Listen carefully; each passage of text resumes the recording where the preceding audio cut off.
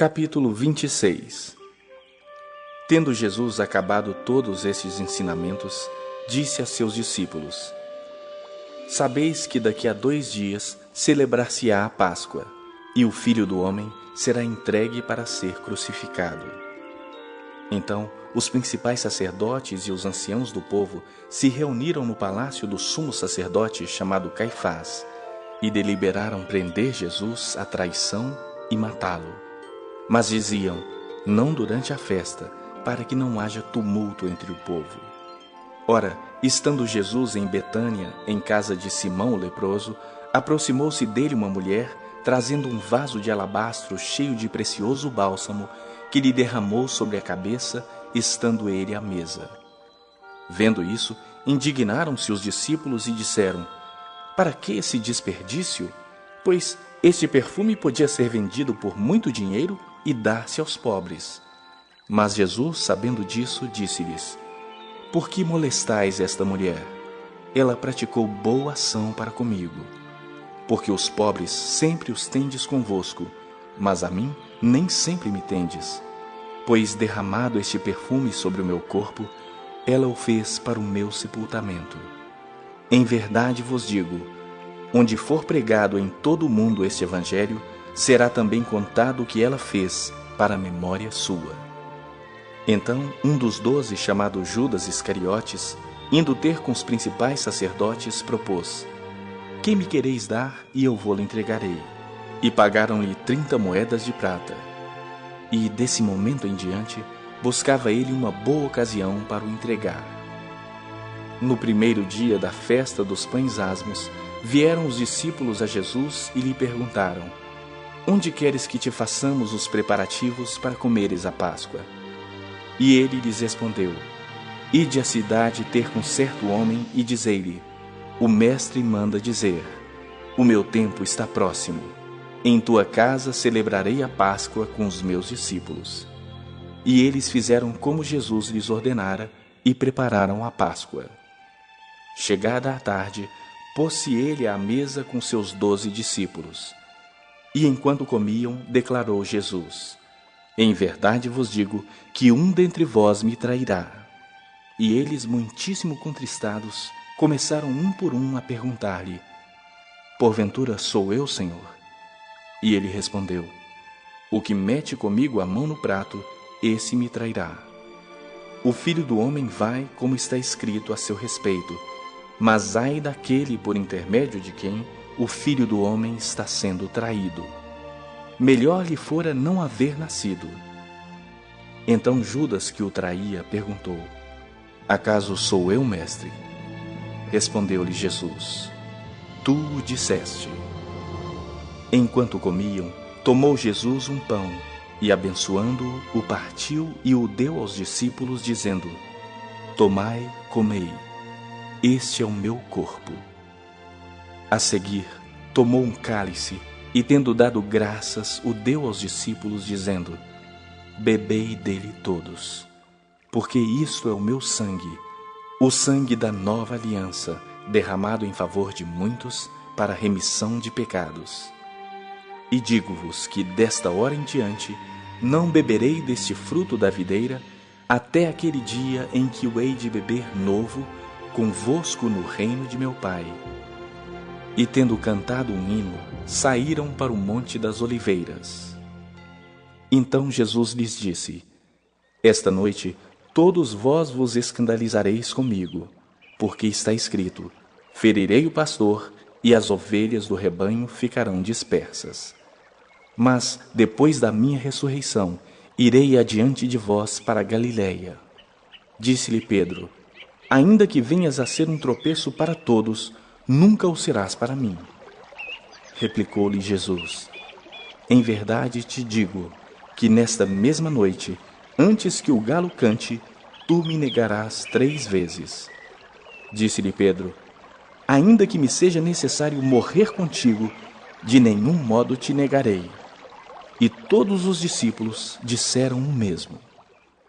Em seguida, foi Jesus com eles a um lugar chamado Getsêmani e disse a seus discípulos: assentai-vos aqui enquanto eu vou ali orar. E levando consigo a Pedro e aos 2 filhos de Zebedeu, começou a entristecer-se e a angustiar-se.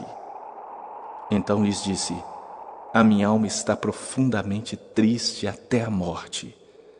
Ficai aqui e vigiai comigo.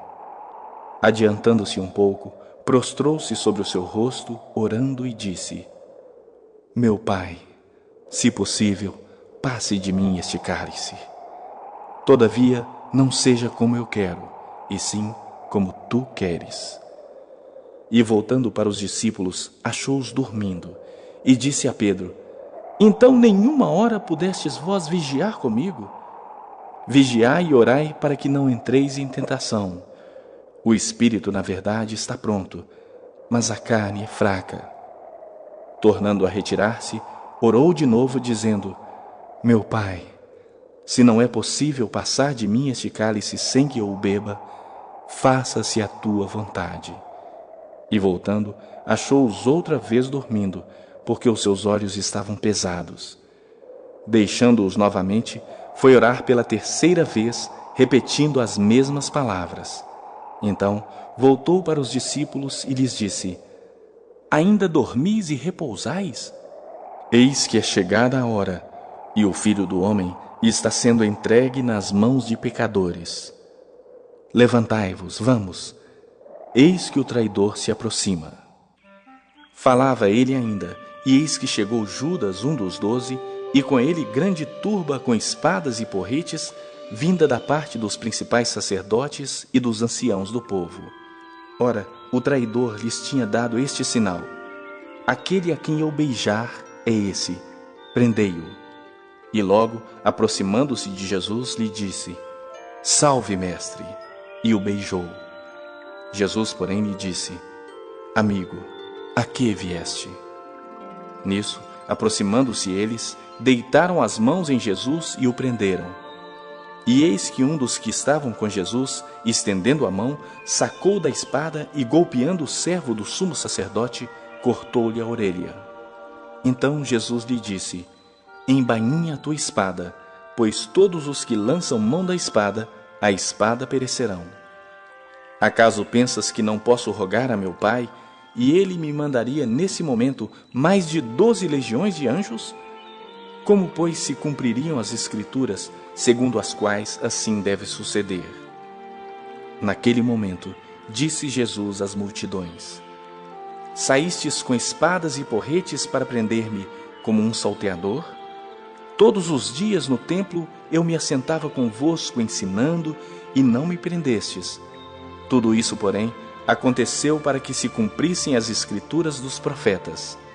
Então os discípulos todos, deixando-o, fugiram. E os que prenderam Jesus o levaram à casa de Caifás, o sumo sacerdote, onde se haviam reunido os escribas e os anciãos. Mas Pedro seguia de longe até ao pátio do sumo sacerdote, e, tendo entrado, assentou-se entre os serventuários para ver o fim. Ora, os principais sacerdotes e todo o sinédrio procuravam algum testemunho falso contra Jesus, a fim de o condenarem à morte. E não acharam, apesar de se terem apresentado muitas testemunhas falsas. Mas afinal compareceram 2 afirmando: este disse: posso destruir o santuário de Deus e reedificá-lo em 3 dias. E levantando-se o sumo sacerdote, perguntou a Jesus: nada respondes a estes que depõem contra ti? Jesus, porém, guardou silêncio. E o sumo sacerdote lhe disse: eu te conjuro pelo Deus vivo, que nos diga se tu és o Cristo, o Filho de Deus. Respondeu-lhe Jesus: tu o disseste. Entretanto, eu vos declaro que desde agora vereis o Filho do Homem assentado à direita do Todo-Poderoso e vindo sobre as nuvens do céu. Então o sumo sacerdote rasgou as suas vestes, dizendo: blasfemou! Que necessidade mais temos de testemunhas? Eis que ouvistes agora a blasfêmia. Que vos parece? Responderam eles: é réu de morte. Então uns cuspiram-lhe no rosto e lhe davam murros, e outros os esbofeteavam, dizendo: profetiza-nos, ó Cristo, quem é que te bateu?